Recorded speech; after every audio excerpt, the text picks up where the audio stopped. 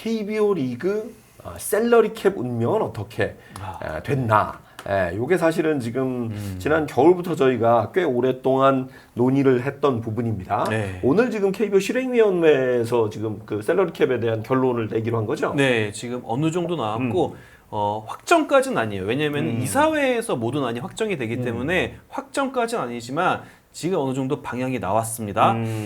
제가 급히 좀 알아봤는데요. 일단 많은 분들이 일단 폐지가 되는 거냐 아니면 유지가 되는 거냐 이거 궁금해하실 것 같은데 일단은 유지 쪽으로 가닥이 잡혔다고 합니다. 유지로 가닥이 잡혔고요.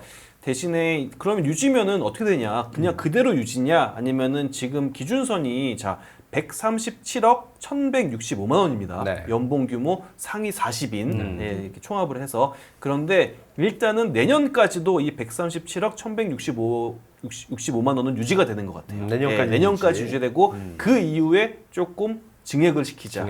상한선을 좀 올리자. 이 방향으로 지금 실행위원회에서는 결론이 나왔고요. 이걸 갖고 이제 이사회가 열립니다. 그래서 이사회에서 최종 승인이 떨어지면은 이제 이렇게 지금 뭐 처음에는 셀러캡 제도라고 했다가 지난해 KBO에서 이거 경쟁 균형세로 바꿨어요.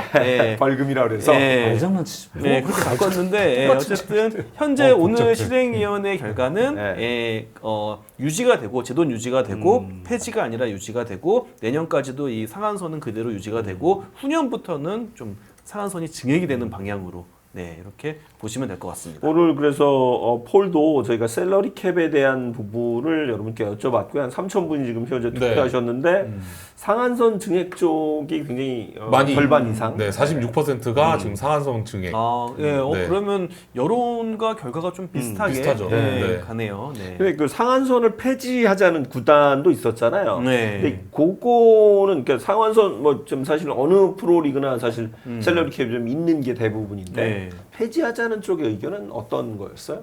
그러니까 아예 제도를 없애는 거죠. 그렇죠. 폐지 상한선이 없는 셀러리 캡 제도가 아예 없는 거죠. 존재를 없는 못하죠. 거고 사실 그 셀러리 캡 폐지를 원하는 구단들이 이제 한 스프링 캠프 기간까지만 해도 한 구단 정도만 우리 쪽으로 들어오면은 진짜 폐지가 될 수 있다. 거의 5대5에서 6대4. 그때 6대4였습니다. 6대4. 그랬지만 요게 또 이제 구단마다 좀 바뀌었나 봐요. 이게 스탠스가 좀 바뀌는 거에 또 생기면서 아무리 이제 폐지 쪽으로 끌고 오려고 해도 수적으로 우위가 점할 수가 없게 되면서 이렇게 좀 지금 정리가 된 그런 상황인 것 같아요. 그러면 지금 폐지를 원하는 구단도 꽤 많다는 거잖아요. 그렇죠. 근데 제도가 바뀌어야 되기 때문에 폐지로 가려면은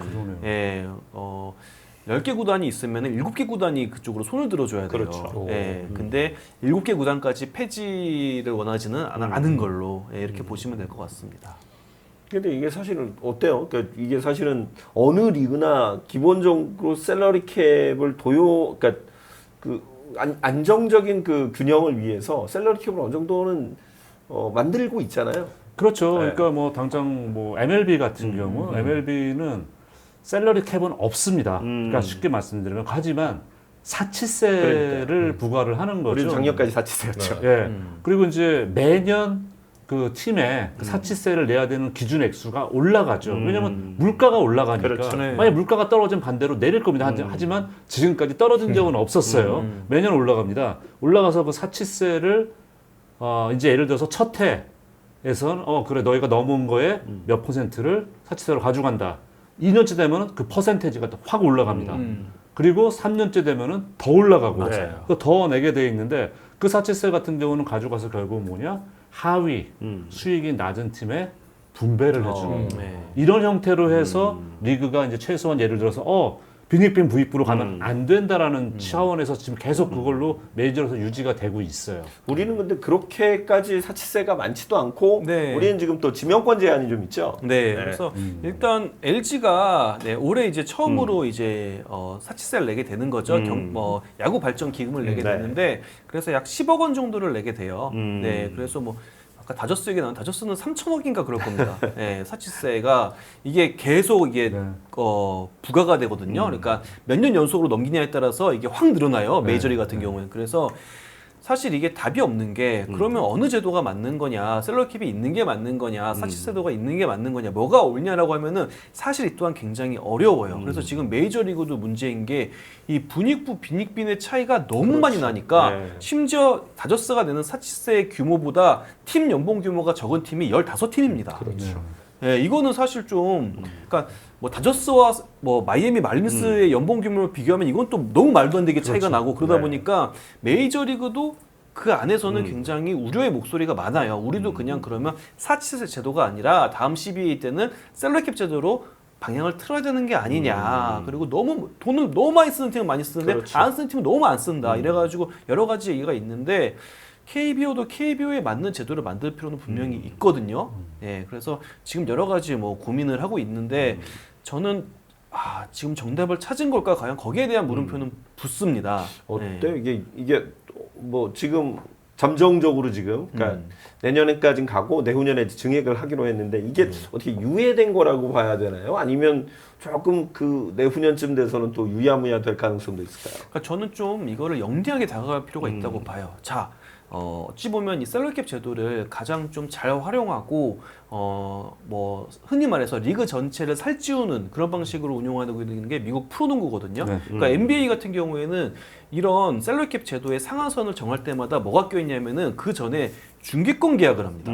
결국 프로리그에서 가장 큰 수익은 중계권에서 나오잖아요. 그렇기 때문에 새로 중계권 계약을 어마무시하게 하면은 거기에 맞춰서 셀러캡 상한선도 올라가요. 네. 근데 지금 KBO 리그 같은 경우도 좀 비슷한 상황인 게 내년이 끝나면요. TV 중계권과 뉴미디어 중계권 계약을 새로 하게 됩니다. 그렇죠. 그럼 전 거기에 좀 맞춰서 움직이면 좋지 않을까 싶고 또 이런 부분도 필요하다고 봐요. 지금 한선이 지금까지는 없는데 자 그러면은 뭐 아까 얘기 나온 키움 히어로즈처럼 그렇죠. 이거와 무관하게 운영하는 구단은 그냥 놔둬도 되냐? 작년에 3분의 1 채웠죠. 55억인가. 50%가 안 됩니다. 네. 예, 이 셀러캡 기준선이 137억 원에 반도 채우지 않았어요. 55억인가 그렇게 기억하고. 제가 56억 네. 네. 7억 8,076만 원. 49.7이네요, 정확히. 예, 그렇습니다. 예, 여기에 대한 그럼 제재는 가야 되는 거 아니냐 이런 부분도 저는 논의가 필요하다고 봐요. 그래서 NBA 같은 경우에 또 한선이 존재를 하거든요. 그래서 결과적으로 그렇게 잘 구성이 된다면은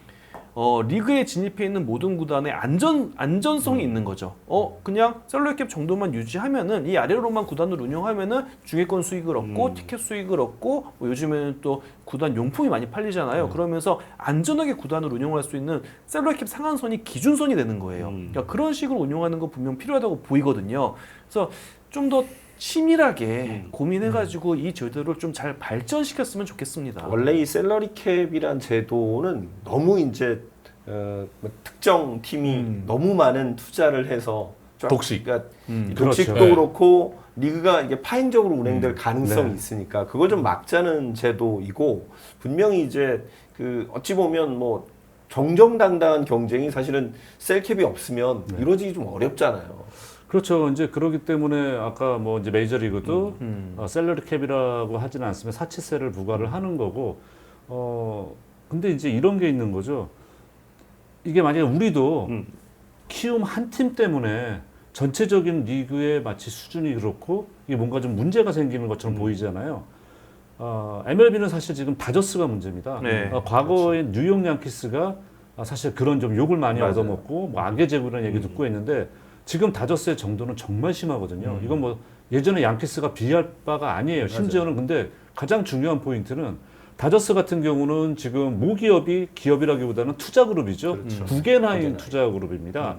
구겐하임은 투자그룹 문제들은 다저스를 투자를 한 거예요. 그 당시 다저스를 인수할 때 제가 알기로는 2억 한 3, 4천억 원 정도 되는 역대 메이저리그 판매 최고액을 이미 기록을 했어요.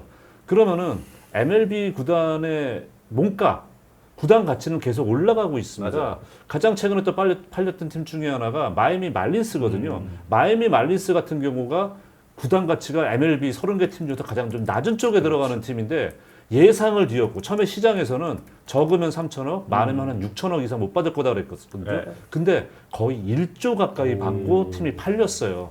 그러면은 다저스 같은 명문팀, 대도시의 팀, 돈을 늘 버는 팀, 이런 팀의 가치는 얼마가 되겠습니까? 그렇죠. 저는 심지어 무슨 생각까지 하냐면은 구겐하임은 어차피 언젠가는 팔아요. 맞아요. 예, 팔 텐데 그래도 지금 다저스의 연봉 구조 당장 오타니 선수 뭐 이런 선수 브레이크 스넬 선수 지금 유예가 돼 있는 게 그 전에 구단 팔아버리고 그 뒤에 맞는 사람이 그걸 다 껴안 또 안고 가야 되는. 네. 물론 뭐 구단을 팔고 할 때 다 가치 산정을 하겠습니다만은 그래서 결국은 우리는 다저스는 우승 여러 차례 하고 스타운스 싹 다 긁어가지고 최대한 가치 올릴게. 그렇죠. 우리는 모든 조건 다 갖추고 있어. 라는 배경이 깔려 있기 때문에 그런 건데요. 어느 팀 위로 가든 아래로 가든 중요한 거는 어느 한 팀 때문에 리그 전체의 균형이 흔들리면 안 된다는 거죠. 그렇죠. 예. 예. 그러니까 정상적인 경기를 보기가 어려워진다면 이건 리그를 소비하는 그 팬들에게도 굉장히 큰 마이너스가 되는 겁니다. 네, 뭐 많은 분들이 보셨을 그 머니볼 영화를 보면 네. 그 영화의 주된 이제 주제가 스몰 마켓 팀인 오클랜드가 어떻게든 빅 마켓 팀인 양키스를 극복하려고 하는 거기에 그렇죠. 따른 뭐 고뇌와 이런 과정들이 나와 있잖아요. 맞아요. 그러니까 그때가 이제 2002년도 이때인데 그때 양키스와 오클랜드의 팀 연봉 규모와 지금 다저스와 뭐 마이애미 이런 팀의 팀 연봉 규모는 완전 다릅니다. 어마어마하죠. 어마어마하게 격차가 벌어졌거든요. 그래서 어느 리그든 이렇게 격차가 벌어져 버리면은 이건 분명 좀 문제가 된다라는 생각이 듭니다.